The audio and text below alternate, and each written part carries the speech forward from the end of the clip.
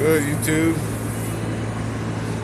So over here in the booth, here I'll show you all what the guy's got his Mustang in there, so looking good.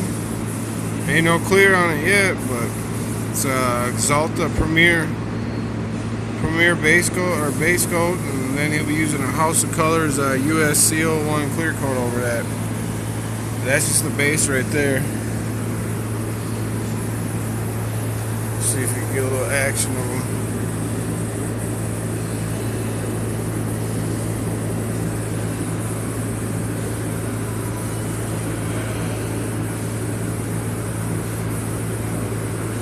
This is the base doing his trunk. Yeah. I like that color though. Like that color.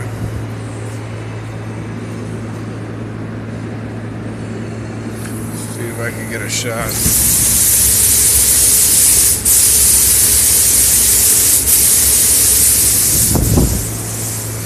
Oh, y'all can see that.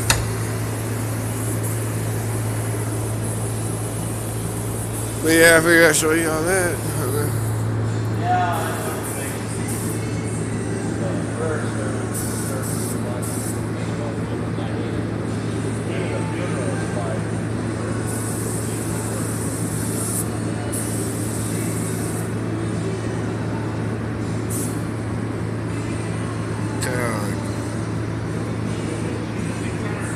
It's been trying to get this in here for a while.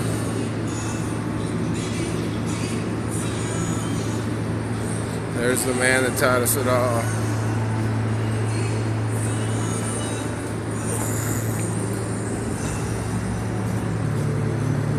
Yep, look good. You can see there ain't no clear coat on there yet.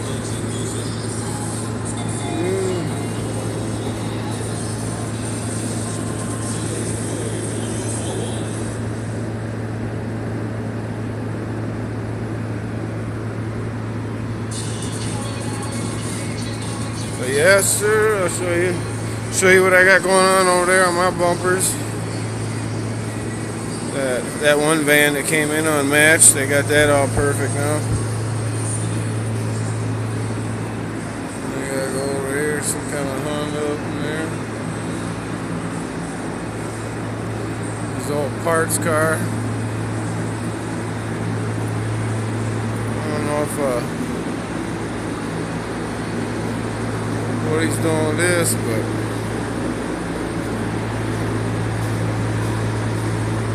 yep, that's his parts. Some other truck they brought in. And there's that Monte Carlo.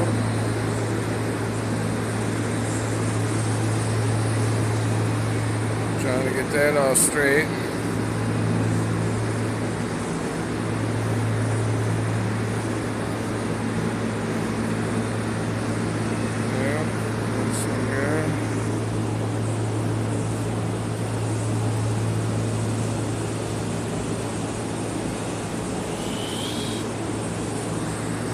Yes, sir.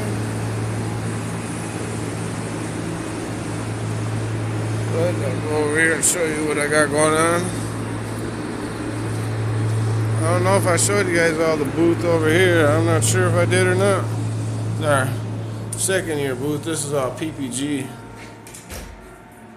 This is the global. You can't buy this from what the teacher says. You got to have the system to get the global. It's PPG's top of the line.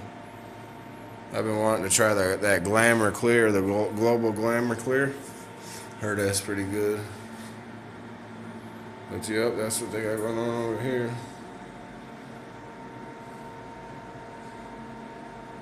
A paint mixer and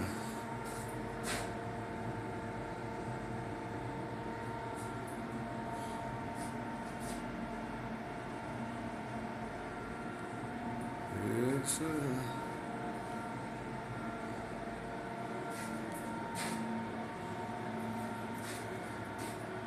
another little tint guide.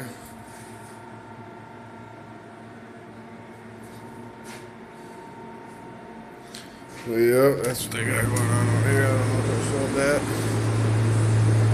But yeah, I'll show you what I got going on here. And only got next Thursday we're done over here, so be backyard videos from here on out.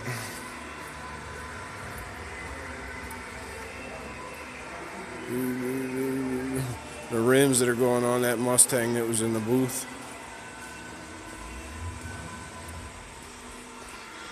So there's a Thunderbird, they just did that.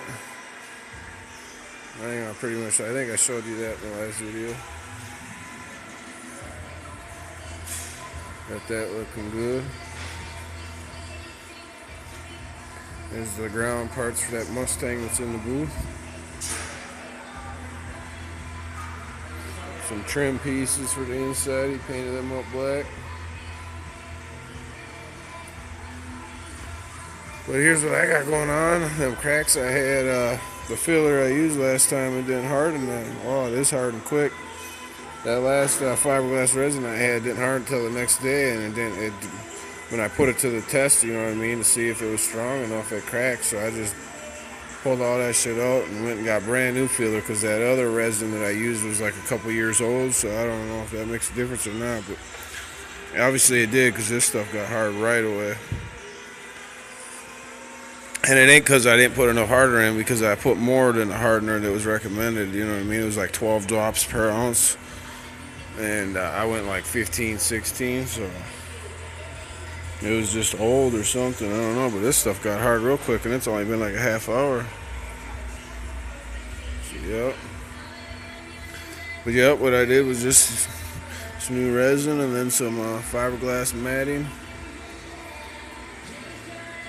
I ground out that crack with my carbide bit, you know, ground it out and then just filled it in with a mesh screen and fiberglass filler, and now I'll grind that down with an 80 grit and then 180, and then whatever I have to, I'll finish off with this stuff here. I'm pretty sure this would be the flexible polyester filler. That's what I used on this bumper right here. I had to repair this corner. Urethane bumper, but I had to repair this, so that is, I ground out the crack and then I filled it with a urethane filler with the welding stick, with our urethane supply company welders. Filled it with a urethane stick and then ground that down, and then I went over that with that flexible filler. Like I said, I'll be sanding that down with 80 grit, and then I finished it with the 180. So 80 grit, you don't really want to be touching on this plastic if you can, you know what I'm saying? Just try 180 it, because that 80 is pretty deep scratches, so just 180 it out if you can, you know what I mean? But if you got the mud on real thick, then you're going to have to 80 them areas. Yep, this is all 180, all ready to go in the booth. I'm going to surface that out. This is all 180 ready to go in the booth. Just this one little area. I'm going to have my belt sander, you know what I mean, them little 1/2-inch belt sanders. I ground off some of that with this, which I wish I went to, because I made a gouge right here. I'm going to have to fill some filler now first. So I'll fill that up, get that ready.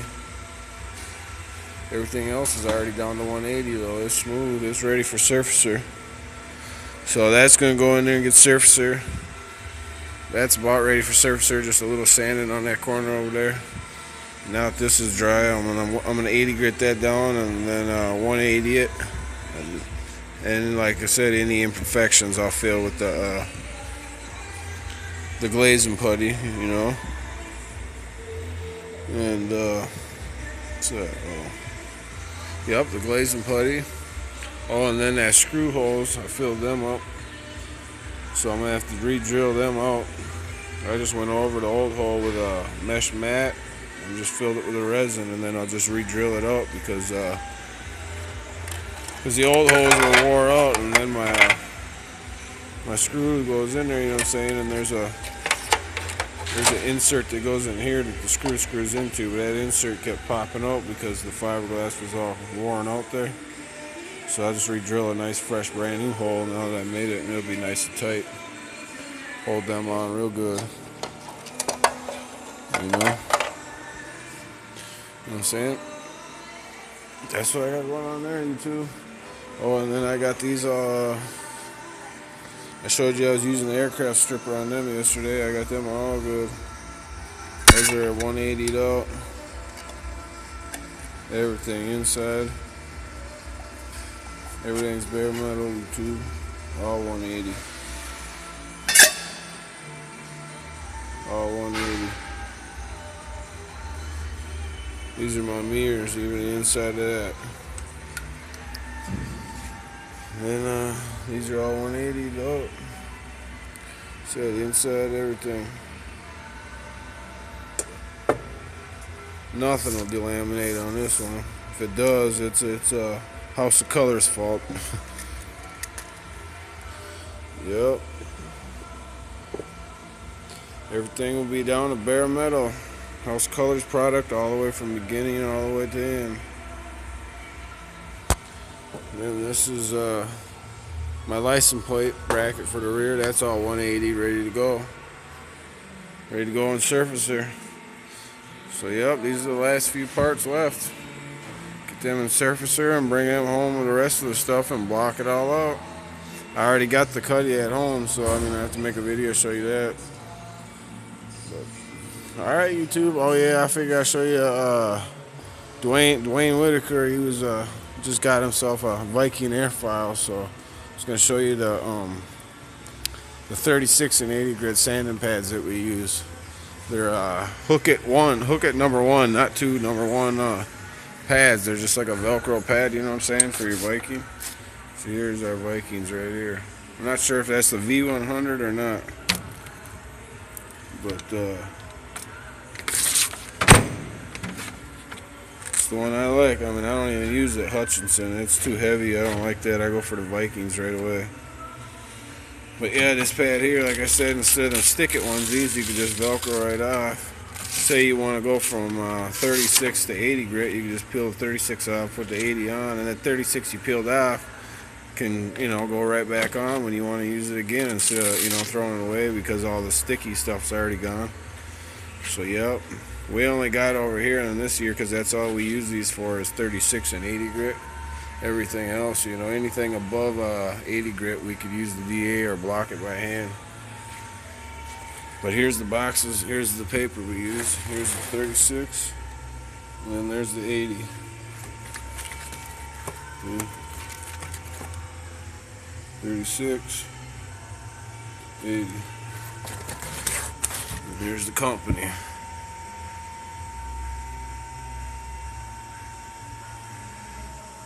Norton Blue Fire. They're for the airfoil, 36 grit, 2 3/4 by 16 1/2. Then there's the 80 grit, 36, 80. That's all we use over here. We don't have any. We don't have no 180 or nothing. I mean, our 180 we use for our blocks by hand. You know what I'm saying? But for the airfoil, we just use the 36 and the 80 grit. So you might want to look into getting you a box of each one of them. And then the hook it pad for it. You know what I mean? It's a hook it number one, not two. A hook it number one pad. I think 3M or whatever makes that. So, yep, I just figured I'd show you all that, Dwayne.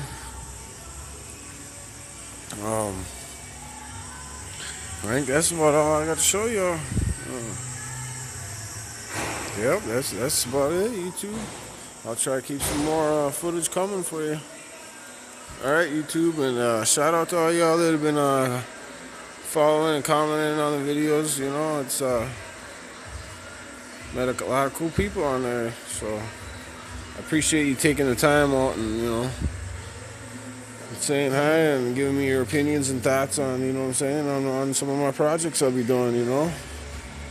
So far, I haven't had any bad feedback yet or thumbs down that I know of, you know. Like I said, I'm just learning all this, so if, you know, you got any opinions that you don't agree with, go ahead and throw them down there in the comment box, man. I'm open to all ears. That's how you learn, you know what I'm saying. But yeah, I gotta give a shout out to a lot of y'all, you know. Mr. Get It In There, Greg Kendrick, I think it is. Sean Schaefer. Sprayway Customs. I don't know what happened to you, but you used to be all in there. Twin Solid.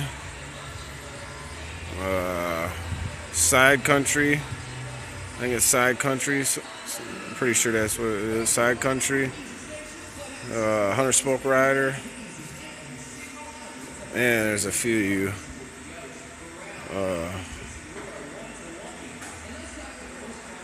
There's a couple more of y'all. I'm sorry if I left y'all out. I'm kind of put on the spot right here, but you know who you are. And like I said, if I didn't get you in there shout out, I'm sorry. I mean, Belt Boy Video.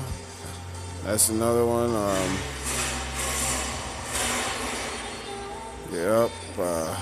Gosh, I know there's a few more, but yeah, I appreciate it, y'all. Really do. So I'll try to keep them videos coming for you. Like I said, opinions very much appreciated. All right, thanks.